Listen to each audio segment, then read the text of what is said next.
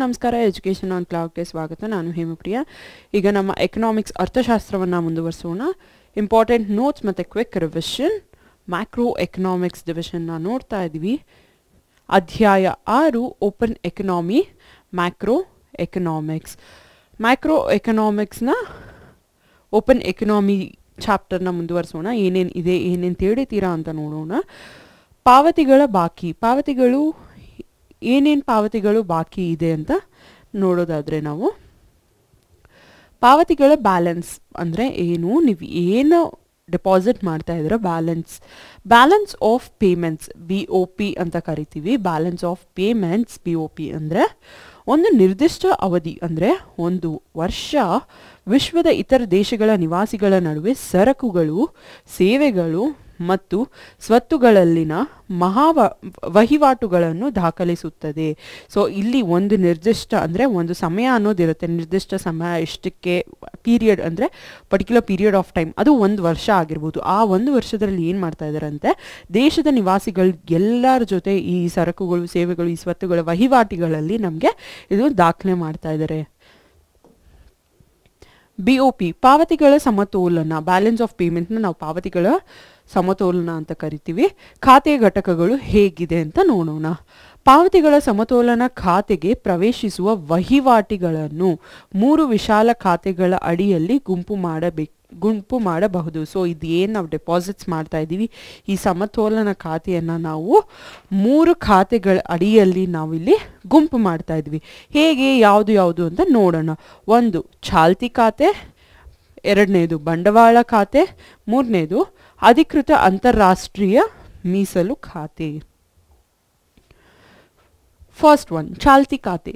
ಚಾಲ್ತಿ ಖಾತೆ ಅಂದರೆ ಏನು? ಸರಕು ಮತ್ತು ಸೇವೆಗಳಲ್ಲಿನ ವ್ಯಾಪಾರ ಮತ್ತು ಪಾವತಿಗಳ ವರ್ಗಾವಣೆಗೆ ಸಂಬಂಧಿಸಿದ ವಹಿವಾಟುಗಳು ಪ್ರಸ್ತುತ ಖಾತೆಯನ್ನು ರೂಪಿಸುತ್ತದೆ. ಅಂದರೆ ಈ ಸರಕು ಸೇವೆಗಳ ಮಧ್ಯೆ ಇರುವಂತಹ ಒಂದು ವ್ಯಾಪಾರ ನಮಗೇನಿದೆ, ಅದ್ರ ಜೊತೆಗೆ ನಾವು ಏನು ಪಾವತಿಗಳನ್ನ ವರ್ಗಾವಣೆ ಅಂದರೆ ಟ್ರಾನ್ಸ್ಫರ್ ಮಾಡ್ತಾ ಇದ್ವಿ, ಅದಕ್ಕೆ ಸಂಬಂಧಪಟ್ಟಂತಹ ಪ್ರಸ್ತುತ ಖಾತೆ ಈ ಚಾಲ್ತಿ ಖಾತೆಯಲ್ಲಿ ರೂಪಿಸ್ತಾ ಇದ್ದಾರೆ. ಚಾಲ್ತಿ ಖಾತೆ ಅಂಶಗಳು ದೇಶ ಅಥವಾ ಅದರ ಸರ್ಕಾರದ ನಿವಾಸಿಗಳ ಸ್ವತ್ತುಗಳು ಅಥವಾ ಹೊಣೆಗಾರಿಕೆಗಳ ಸ್ಥಿತಿಯಲ್ಲಿ ಬದಲಾವಣೆಯನ್ನು ಉಂಟು ಮಾಡುವುದು. ಸೊ ಈ ಚಾಲ್ತಿ ಖಾತೆಯಲ್ಲಿ ಹೇಗೆ ಯಾವ ಟರ್ಮ್ಸ್ನ ತಗೊಂಡಿರ್ತಾರೆ ಅಂದರೆ, ದೇಶ ಅಂದರೆ ಅವ್ರ ದೇಶದ್ದು ಅಥವಾ ಸರ್ಕಾರದಲ್ಲಿ ಇರುವಂತಹ ಒಂದು ನಿವಾಸಿಗಳ ಸ್ವತ್ತುಗಳಾಗಿರ್ಬೋದು, ಅವ್ರ ಸ್ವತ್ತಾಗಿರ್ಬೋದು, ಅಥವಾ ಹೊಣೆಗಾರಿಕೆ ಸ್ಥಿತಿಯಲ್ಲಿ ಯಾವುದೇ ಬದಲಾವಣೆಗಳು ಬಂದರೂ ಸಹ ಅಲ್ಲಿ ಉಂಟು ಮಾಡುವುದಿಲ್ಲ. ಸೊ ಯಾವುದೇ ಬದಲಾವಣೆ ಬಂದರೂ ಸಹ ಅಲ್ಲಿ ನಮಗೇನು ಚೇಂಜಸ್ ತಗೊಂಬರೋದಿಲ್ಲ. ಪ್ರಸ್ತುತ ಖಾತೆ ವಸ್ತುಗಳು, ಇಲ್ಲಿ ಏನೇನು ವಸ್ತುಗಳಿದೆ ಅಂತ ನೋಡೋಣ. ಮರ್ಚೆಂಡೈಸ್ ಖಾತೆ ಅಂತೀವಿ, ಅದೃಶ್ಯ ವಸ್ತುಗಳು ಮತ್ತು ಏಕಪಕ್ಷೀಯ ವರ್ಗಾವಣೆಗಳು. ಸೊ ಈ 3 ಪ್ರಸ್ತುತ ಖಾತೆಯಲ್ಲಿರುವಂತಹ ಒಂದು ವಸ್ತುಗಳು. ನೆಕ್ಸ್ಟ್ ಬರುವಂತಹದ್ದು ಬಂಡವಾಳ ಖಾತೆ. ಬಂಡವಾಳ ಖಾತೆಯು ಬಾಂಡ್ಗಳು, ಈಕ್ವಿಟಿಗಳು, ಜಮೀನುಗಳು, ಸಾಲಗಳು, ಬ್ಯಾಂಕ್ ಖಾತೆಗಳು ಮುಂತಾದ ಸ್ವತ್ತುಗಳು, ಮಾರಾಟ ಅಥವಾ ಖರೀದಿಯನ್ನು ಒಳಗೊಂಡಿರುವ ಅಂತಾರಾಷ್ಟ್ರೀಯ ಬಂಡವಾಳ ವಹಿವಾಟುಗಳನ್ನು ಪ್ರತಿನಿಧಿಸುತ್ತದೆ. ಸೊ ಬಂಡವಾಳ ಅಂದ ತಕ್ಷಣ ಇದು ಇನ್ವೆಸ್ಟ್ಮೆಂಟ್ಸ್ ಆಗಿರ್ಬೋದು, ಅಥವಾ ಸೇವಿಂಗ್ಸ್ ಆಗಿರ್ಬೋದು, ಅಥವಾ ನೀವು ತಗೊಳ್ತಾ ಇರುವಂತಹದ್ದಾಗಿರ್ಬೋದು. ಸೊ ಇಲ್ಲಿ ಬಾಂಡ್, ಈಕ್ವಿಟಿ, ಜಮೀನು, ಸಾಲ ಎಲ್ಲವೂ ಸಹ ಈ ಬಂಡವಾಳ ಖಾತೆಯಲ್ಲೇ ನಮಗೆ ಇನ್ವಾಲ್ವ್ ಆಗಿರುತ್ತೆ. ಬಂಡವಾಳ ಖಾತೆಯ ಅಂಶಗಳು ದೇಶದ ನಿವಾಸಿಗಳ ಸ್ವತ್ತುಗಳು ಮತ್ತು ಹೊಣೆಗಾರಿಕೆಗಳ ಸ್ಥಿತಿಯಲ್ಲಿ ಬದಲಾವಣೆಯನ್ನು ಉಂಟು ಮಾಡುತ್ತದೆ. ಸೊ ಈ ಖಾತೆಯಲ್ಲಿ ನಮಗೆ ದೇಶದ ನಿವಾಸಿ ಸ್ವತ್ತು, ದೇಶದಲ್ಲಿ ನಿವಾಸಿಸುವಂತಹ ಒಂದು ಸ್ವತ್ತಾಗಿರ್ಬೋದು, ಅಥವಾ ಹೊಣೆಗಾರಿಕೆ ಸ್ಥಿತಿಯಲ್ಲಿ ಇರುವಂತಹ ಒಂದು ಯಾವುದೇ ಬದಲಾವಣೆಗಳನ್ನು ಸಹ ಇಲ್ಲಿ ನಾವು ಕಾಣಬಹುದು. ಅಂದರೆ ಉಂಟು ಮಾಡುತ್ತದೆ, ಅಥವಾ ಅದರ ಸರ್ಕಾರ ಸಹ ನಮಗುಂಟು ಮಾಡುತ್ತೆ. ಪ್ರಮುಖ ಸಂಗತಿಗಳು, ನೀವಿಲ್ಲಿ ನೋಡುವಂತಹದ್ದು ಅಥವಾ ಕಾಣಿಸ್ಕೊಳ್ಳುವಂತಹ ಒಂದು ಪ್ರಮುಖ ಸಂಗತಿಗಳು ಏನು? ಪಾವತಿಯ ಹೆಚ್ಚುವರಿ ಬಾಕಿ ಇದ್ದರೂ ವ್ಯಾಪಾರದ ಸಮತೋಲನವು ಕೊರತೆಯಲ್ಲಿರಬಹುದು. ಸೊ ಪಾವತಿಯಲ್ಲಿ ನೀವು ಹೆಚ್ಚುವರಿ ಬಾಕಿ ಬ್ಯಾಲೆನ್ಸ್ ಕಾಣ್ಕೊಂಡ್ರೂ ಸಹ ನಿಮ್ಗೆ ಆ ಸಮತೋಲನದಲ್ಲಿ ನೀವು ಕೊರತೆಯನ್ನು ಇನ್ನೂ ಕಾಣಬಹುದು. ಯಾಕೆ ಕೊರತೆಯಲ್ಲಿರಬಹುದು ಅಂದರೆ ಇನ್ನು ಕೊರತೆ ಇದೆ ನಿಮಗೆ. ಸರ್ಕಾರವು ಚಾಲ್ತಿ ಖಾತೆಯ ಹೆಚ್ಚುವರಿಯನ್ನು ಹೊಂದಬಹುದು. ಆದರೆ ಇನ್ನು ಪ್ರತಿಕೂಲವಾದ ಪಾವತಿಯ ಸಮತೋಲನವನ್ನು ಹೊಂದಿರಬಹುದು. ಸೊ ಈ ಚಾಲ್ತಿ ಖಾತೆಯಲ್ಲಿ ನಮಗೆ ಹೆಚ್ಚುವರಿಯನ್ನು ನಾವು ಹೊಂದ್ಕೊಂಡಿರ್ತೀವಿ ಸರ್ಕಾರದಿಂದ ಈ ಖಾತೆಯಲ್ಲಿ. ಆದರೆ ಅದಕ್ಕೆ ಪ್ರತಿಕೂಲವಾಗಿ ಪಾವತಿ ಸಮತೋಲನವನ್ನು ಸಹ ಹೊಂದಿರಬಹುದು. ಅದ್ರ ಜೊತೆಗೆ ಇದನ್ನು ಸಹ ಹೊಂದಾಣಿಕೆ ಮಾಡ್ಕೊಂಡಿರ್ತಾರೆ. ರೇಖಾಚಿತ್ರ ನೋಡೋಣ ಹೇಗೆ ಅಂತ. ಪಾವತಿ ಸಮತೋಲನದ ಅಂಶಗಳು ಏನೇನು? ಬಂಡವಾಳ ಖಾತೆ, ಚಾಲ್ತಿ ಖಾತೆ ಮತ್ತು ಅಧಿಕೃತ ಅಂತಾರಾಷ್ಟ್ರೀಯ ಮೀಸಲು ಖಾತೆ.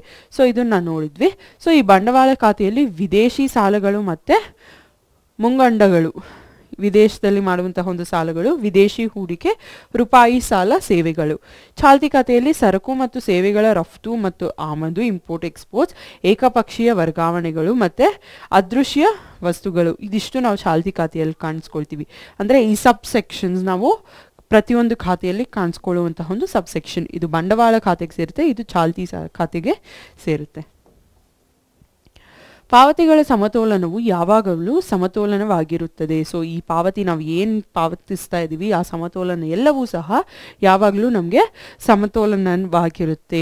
ಪಾವತಿಗಳ ಸಮತೋಲನದ ಎರಡು ಬದಿಗಳ ಸಮತೋಲನೆಯು, ಸೊ ಈ ಸಮತೋಲನ ನಮಗೆ ಎರಡು ಬದಿಯಲ್ಲಿ ಅಂದರೆ ಟೂ ಸೆಕ್ಟರ್ಸ್ ಅಲ್ಲಿ ಸಮಾನತೆಯ ಲೆಕ್ಕ ಪರಿಶೋಧಕ ಸಮಾನತೆಯಾಗಿದೆ, ನಿಜವಾದ ಸಮಾನತೆಯಲ್ಲ. ಸೊ ಇಲ್ಲಿ ನಮಗೆ ಲೆಕ್ಕ ಏನಿದೆಯೋ ಅದರ ಪ್ರಕಾರ, ಲೆಕ್ಕಾಚಾರಣೆಯ ಪ್ರಕಾರ ಸಮಾನತೆಯಾಗಿದೆಯೇ ಹೊರತು ನಿಜವಾದ ಸಮಾನತೆಯಲ್ಲ.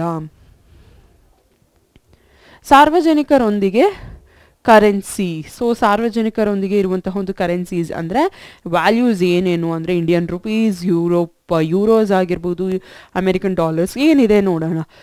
ದೇಶದ ಕರೆನ್ಸಿಯನ್ನು ಸರ್ಕಾರ ಅಥವಾ ಸೆಂಟ್ರಲ್ ಬ್ಯಾಂಕ್ ಬಿಡುಗಡೆ ಮಾಡುತ್ತದೆ. ಹೌದು, ಕರೆನ್ಸಿ ಯಾರು ಬಿಟ್ಕೊಡ್ತಾರೆ, ಅಮೌಂಟ್ಸ್ ಅನ್ನು ಇಷ್ಟು ಅಂತ ಯಾರು ಬಿಟ್ಕೊಡ್ತಾರೆ ಅಂದರೆ ಅದು ಸೆಂಟ್ರಲ್ ಬ್ಯಾಂಕ್. ಇದನ್ನು ಲೀಗಲ್ ಟೆಂಡರ್ ಮನಿ ಎಂದು ಕರೆಯಲಾಗುತ್ತದೆ. ಸೊ ಇದನ್ನು ನಾವು ಲೀಗಲ್ ಟೆಂಡರ್ ಅಂದರೆ ಯಾವುದೇ ಒಂದು ಕರೆನ್ಸಿ ಇದ್ರೂ ಸಹ ನಾವು ಅದನ್ನು ಲೀಗಲ್ ಟೆಂಡರ್ ಮನಿ ಅಂತ ಕರಿತೀವಿ. ಪಾವತಿಗಳ ಸಮತೋಲನದ ವಸ್ತುಗಳನ್ನು ಸಮತೋಲನಗೊಳಿಸುವುದು. ಸೊ ಇವಾಗ ನಾವೇನು ಪಾವತಿಸ್ತಾ ಇದ್ವಿ ಅದರ ಸಮತೋಲನ ವಸ್ತುಗಳನ್ನು ನಾವು ಹೇಗೆ ಸಮಾನತೆಯಾಗಿ ಸಮತೋಲನಗೊಳಿಸಬೇಕು ಅಂತ ಕೊಟ್ಟಿದ್ದಾರೆ. ಅಧಿಕೃತ ವಸಾಹತು ಖಾತೆ ಮತ್ತು ಮೊದಲನೇದು ಅಧಿಕೃತವಾದಂತಹ ಒಂದು ವಸಾಹತು ಖಾತೆಯಾಗಿರ್ಬೋದು. ದೋಷಗಳು ಮತ್ತು ಲೋಪಗಳು ಇದೆರಡು ಕಾಣಿಸ್ಕೊಂಡ್ರೆ ನೀವು ಹೇಗೆ ನೀವು ಸಮತೋಲನ ಮಾಡ್ಕೋಬೇಕು ಅಂತ. ಪಾವತಿಯ ಹೆಚ್ಚುವರಿ ಬ್ಯಾಲೆನ್ಸ್, ಪಾವತಿಯಲ್ಲಿ ನೀವು ಕಾಣಿಸ್ಕೊಳ್ಳುವಂತಹ ಒಂದು ಹೆಚ್ಚುವರಿ ಬ್ಯಾಲೆನ್ಸ್ಗಳು. ಸ್ವಾಯತ್ತ ವಹಿವಾಟಿನ ಖಾತೆಯಲ್ಲಿ ವಿದೇಶಿ ವಿನಿಮಯದ ಒಟ್ಟು ಒಳಹರಿವು ಅಂತಹ ವಹಿವಾಟುಗಳ ಖಾತೆಯಲ್ಲಿ ಒಟ್ಟು ಹೊರಹರಿವುಗಳಿಗಿಂತ ಹೆಚ್ಚಾದ ಪಾವತಿಯ ಹೆಚ್ಚುವರಿ ಬಾಕಿ ಇರುತ್ತದೆ. ಸೊ ಇಲ್ಲಿ ನೀವು ಏನು ಪಾವತಿಸ್ತಾ ಇದ್ರೋ ಸೊ ಅಂತಹ ಒಂದು ವಿದೇಶದಿಂದ ಬಂದಿರುವಂತಹ ಒಂದು ಯಾವುದೇ ಒಳಹರಿವುಗಳಿರ್ಬೋದು, ಅಂತಹ ಒಳಹರಿವುಗಳಿಗೆ ಈ ಖಾತೆಯಲ್ಲಿನ ಒಟ್ಟು ಒಳಹರಿವುಗಳಿಗಿಂತ ಹೆಚ್ಚಾದಾಗ ನಮಗೆ ನಾವು ಏನು ಪಾವತಿಸ್ತಾ ಇದ್ವಿ ಅದಕ್ಕಿಂತ ಹೆಚ್ಚುವರಿ ಬಾಕಿ ನಮಗೆ ಕಾಣಿಸ್ಕೊಳ್ಳುತ್ತೆ. BOP ಖಾತೆಯ ಕೊರತೆ, ಬ್ಯಾಲೆನ್ಸ್ ಆಫ್ ಪೇಮೆಂಟ್ಸ್ನ ಕೊರತೆ ಏನು? ಸ್ವಾಯತ್ತ ವಹಿವಾಟುಗಳು ಖಾತೆಯಲ್ಲಿ ವಿದೇಶಿ ವಿನಿಮಯದ ಒಟ್ಟು ಒಳಹರಿವು ಅಂತಹ ವಹಿವಾಟುಗಳ ಖಾತೆಯಲ್ಲಿ ಒಟ್ಟು ಹೊರಹರಿವುಗಳಿಗಿಂತ ಕಡಿಮೆ ಇದ್ದರೆ ಆಗ BOPನಲ್ಲಿ ಅಂದರೆ ಈ ವಿದೇಶಿ ವಿನಿಮಯ ನಿಮ್ಗೇನಿದೆ ಒಟ್ಟಿನ ಒಳಹರಿವು ಅಲ್ಲಿನ ವಹಿವಾಟು ಖಾತೆಗಿಂತ, ಅರ್ಥ ಮಾಡ್ಕೊಳ್ಳಿ, ವಿದೇಶಿ ವಿನಿಮಯದ ಒಟ್ಟು ಒಳಹರಿವು ವಹಿವಾಟುಗಳಿಗಿಂತ ಇಲ್ಲಿರುವಂಥ ಒಟ್ಟು ಹೊರಹರಿವುಗಳು ಅಂದರೆ ನಿಮ್ಗೆ ಹೊರಗಡೆ ಹೋಗೋದೇ ಜಾಸ್ತಿ ಇದ್ದರೆ ಆಗ ನೀವು ಈ ಕೊರತೆಯನ್ನು ಕಾಣಿಸ್ಕೊಳ್ತೀರಾ.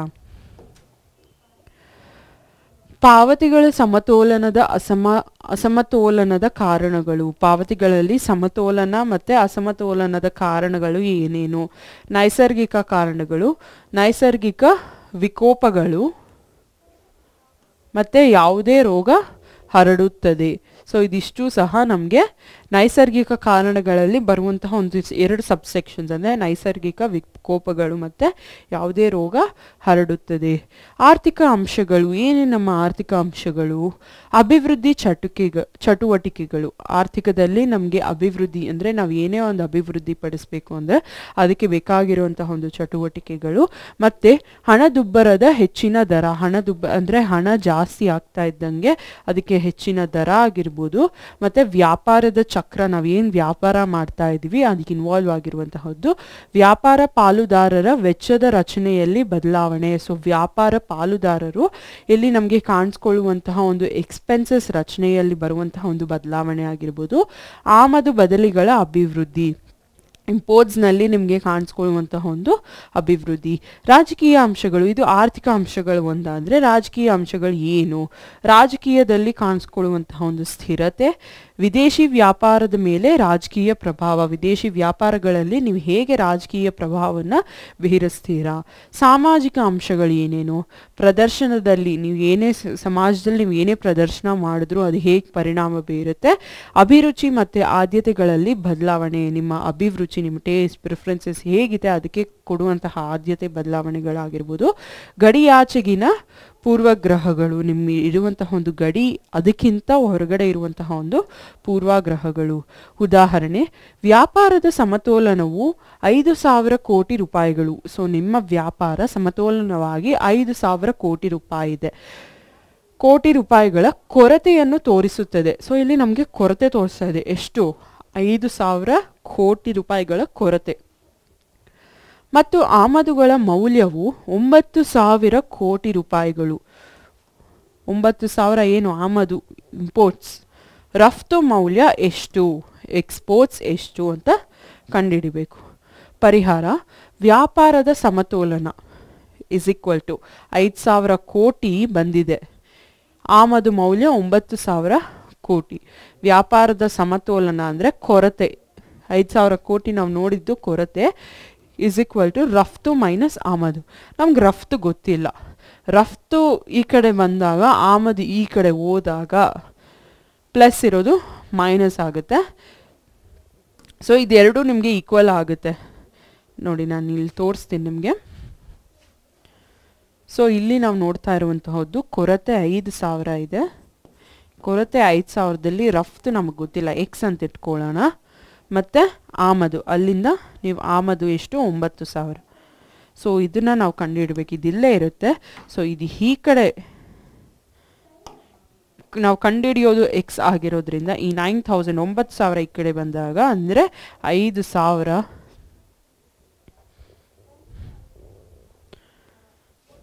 ಪ್ಲಸ್ 9,000 ಆಗುತ್ತೆ.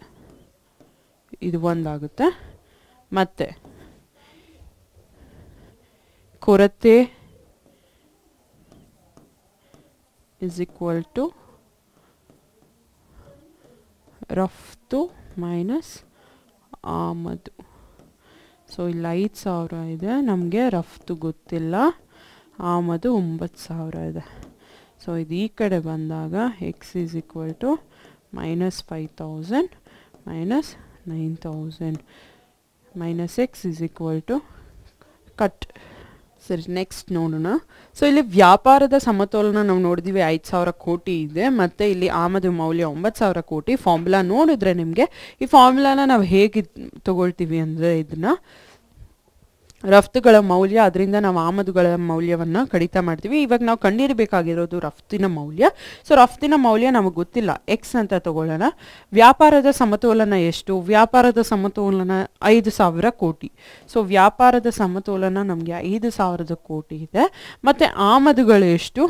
ಆಮದುಗಳು ನಮಗೆ 9,000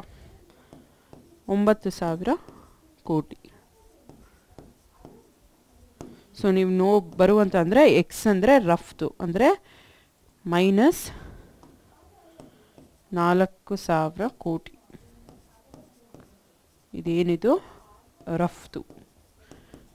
ರಫ್ತಿನ ಮೌಲ್ಯ. Simple calculation.